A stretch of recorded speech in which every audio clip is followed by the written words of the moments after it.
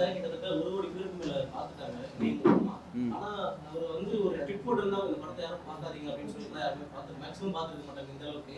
அவர் அன்னைக்கு அதை பத்தி பேசல அப்படின்றது நீங்க நினைக்கிறீங்களா? இல்லை, அது அந்த மாதிரி போட்டால் என்ன ஆகும்னா, இப்போ இது ஒரு பெரிய பிரச்சனையா, நாட்டில் எவ்வளோ பிரச்சனை இருக்குது, இதுக்கு போய் ட்வீட் போட்டுட்ருக்காரு, விவசாயிகள் பிரச்சனை இருக்குது, அந்த பிரச்சனை இருக்குது, இந்த பிரச்சனை இருக்குது, இதுக்கெல்லாம் பேசாதவர் இதுக்கு மட்டும் பேசுகிறாரு அப்படின்ற விமர்சனம் வரும்ல.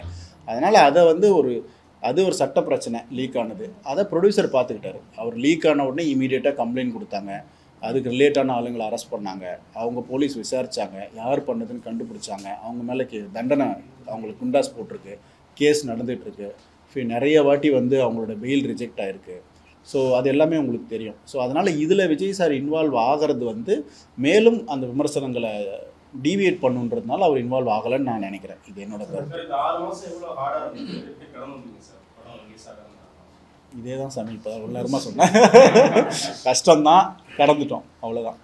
கரூர் சம்பவம் மாதிரியே விஜய் சார் வின் பண்றதுக்காக தான் இணையத்தில் வந்து சட்டவிரோதமாக அவங்களே லீக் பண்ணிட்டாங்க அப்படின்னு ஒரு செய்தி வந்து, அந்த செய்தியை பார்க்குறப்போ உங்களுக்கு எப்படி இருந்துச்சு? கஷ்டமாக இருந்துச்சு.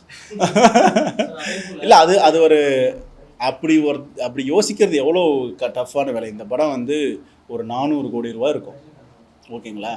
400 கோடி ரூபா படத்தை வந்து வேணும்னே லீக் பண்ணுறதுன்னு வச்சுக்கோங்க. சரி, அப்படி ஒன்று நடந்தால் அதை கண்டுபிடிக்கிறதுக்கு அப்போ இருந்த அவர் அரசியல்வாதி இல்லை, அவர்கிட்ட இன்ஸ்டியூஷன்ஸ் இல்லை, அவர்கிட்ட ஸ்டேட் இன்ஸ்டியூஷன்ஸும் இல்லை, சென்ட்ரல் இன்ஸ்டியூஷன்ஸும் இல்லை. அப்போ இவங்கெல்லாம் சேர்ந்து கண்டுபிடிக்கிறதுக்கு எவ்வளோ நேரம் ஆகும்? அவங்களே லீக் பண்ணோம். மேட்ரு ஆஃப் ஹவர்ஸில் அவங்க கண்டுபிடிச்சிடலாம், இல்லை மேட்ரு ஆஃப் டேஸில் கண்டுபிடிச்சிடலாம். அப்போ இவ்வளவு எவிடன்ஸு, நீங்கள் வந்து ரேஷ்னல் திங்கர்ஸ் நிறைஞ்ச மாநிலம் தமிழ்நாடு இல்லை. அப்போது இவ்வளோ எவிடன்ஸாக ஒரு விஷயம், எவிடன்ஸோட ஒரு விஷயம் வந்து காட்டப்பட்டு கூட அப்போ நீங்கள் இப்படி ஒரு கம்ப்ளைண்ட் பண்ணுறீங்கன்னா வெறும் அரசியல் லாபத்துக்காக பண்ணுறாங்கன்றதை மக்கள் புரிஞ்சுக்கிட்டாங்கன்னு நான் நினைக்கிறேன். நீங்கள் சமீபத்தில் 6 மாதத்துல நிறைய இணையத்துல வர செய்திகளை பார்த்துருப்பீங்க. நீங்க சமீபத்தில் நேர்காணல் கூட சொல்லியிருக்கீங்க, நிறைய பொய் சொட்டுகள் அதுல பண்றாங்க, அது உண்மையில சொல்றதுக்கும் பொய்னு சொல்றதுக்கும் அவங்களே விளையாடுறாங்க அப்படின்னு. எவ்வளோ கோபமா இருக்கு இந்த இணையம் இப்படி ஒரு செயல் இப்போ நடந்துட்டு இருக்கிறதா? இல்லை, எனக்கு கோபம் அந்த மாதிரிலாம் இல்லை, பயமாக தான் இருக்குது. என்ன பயமாக இருக்குன்னா, நம்ம இந்தியா இன்றைக்கி வந்து ஒரு நம்பர் 1 எதில் இருக்குன்னா பொய்களை உற்பத்தி பண்ணுறதுல தான் இருக்குது. நம்ம என்ன உற்பத்தி பண்ணணும், வேர்ல்டில் அவன் என்னென்ன உற்பத்தி பண்ணிட்டுருக்கான், நம்ம ஏராளமான பொய்களை உற்பத்தி பண்ணிட்டே இருக்கோம். ஹிஸ்ட்ரியை பேஸ் பண்ண வரலாற்று பொய்கள், ஜாதியை வச்சு பொய், மதங்களை வச்சு பொய், பிஹேவியர்ஸ் வச்சு பொய். இந்த பொய்கள்லாம் என்ன பண்ணுதுன்னா, ஒருத்தனை வந்து காம்படிட்டிவ் மைண்ட் செட்டை க்ரியேட் பண்ணாமல் அவனுக்கு வந்து ஒரு இன்செக்யூரிட்டி மைண்ட் செட்டை க்ரியேட் பண்ணுது. இவனால தான் நம்ம ஜெயிக்கலை, இவனால தான் நம்ம எல்லாத்தையும் இழந்துட்டோம், இப்படின்ற ஒரு இன்செக்யூரிட்டி மைண்ட் செட்டை க்ரியேட் பண்ணுது. ஸோ அது வந்து ஒரு தேசத்தோட வளர்ச்சிக்கு ரொம்ப ஆபத்து. ஸோ ஒரு பொய் வந்து ஒரு மனுஷனை முட்டாளாக்கிடும். முட்டாள்கிட்ட எந்த கேள்விக்காவது பதில் இருக்குமா?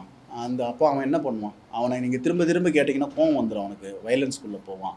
ஸோ அதனால் இந்த என்னுடைய பர்சனல் விருப்பம், இந்த பொய்களை உருவாக்குறவங்களை தடுக்கிறதுக்கும் பரப்புறவங்களை தடுக்கிறதுக்கும் சட்டங்கள் வேணும்.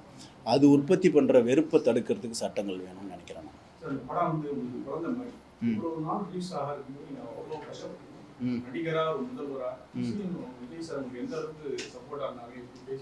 சொல்லிட்டேனே, பதில் சொல்லிட்டேனே. எல்லாமே அவங்க 2 பேரும், ஹீரோ ப்ரொடியூசர் 2 பேரும் ஸ்ட்ராங்காக இருந்தாங்க. அது வந்து ஒரு ஆலமரம் மாதிரி நின்னாங்க, நாங்கள் நிழலில் நின்றுக்கிட்டோம். அதனால் எங்களுக்கு வெயில் படலை. முதல் நாள் இந்த படம் வந்து 150 கோடி ரூபா உலக லெவலில் வசூல், தமிழ்நாட்டில் 50 கோடி ரூபா வசூல். புது சாதனையை வந்து உருவாக்கணும். இந்த சாதனையை வருங்காலத்தில் இப்போதுக்குள்ள படங்கள் வந்து ரிப்பீட் பண்ணக்கூடாது அப்படின்னு ஒரு டாக்டர் இருக்கிற மாதிரி பேசிட்டு அது நடக்கும். 150 கோடி 50 கோடி நடக்கும் நம்புறீங்களா? நான் வந்து உங்ககிட்ட ஒரு வைக்கிற வேண்டுகோள்னா, இந்த கேள்வியை நீங்கள் இனிமேல் எங்கேயுமே கேட்காதீங்க. ஏன்னா இது வந்து மக்களுக்கு ஒரு தேவையில்லாத பிரச்சனை. அவங்களுக்கு அந்த படம் என்டர்டைனிங்காக இருக்கா, ஒரு எஜுகேஷனலாக இருக்கா, அந்த படத்தில் அவங்க என்ன தெரிஞ்சுக்கிட்டாங்க, அவங்க லைஃப் அது ஏதாவது பெட்டர் பண்ணிச்சா, அதுதான் நம்ம விவாதிக்க வேண்டிய விஷயம்னு நினைக்கிறேன். நீங்கள் அதை தான் கொண்டு போகணும்னு நான் நினைக்கிறேன். செய்திகளை உடனுக்குடன் தெரிந்து கொள்ள கீழ்கண்ட கேபிள் மற்றும் டிடிஹெச் நெட்வொர்க்குகளில் எம்நாடு செய்தி தொலைக்காட்சியை காணுங்கள். பாதகம் செய்பவரை கண்டால் நாம் பயம் கொள்ளலாகாது பாப்பா. மோதி மிதித்து விடு பாப்பா, அவர் முகத்தில் உமிழ்ந்து விடு பாப்பா. அண்மை செய்திகளை உடனுக்குடன் தெரிந்து கொள்ள இணைந்திருங்கள் எம்நாடு தொலைக்காட்சியுடன்.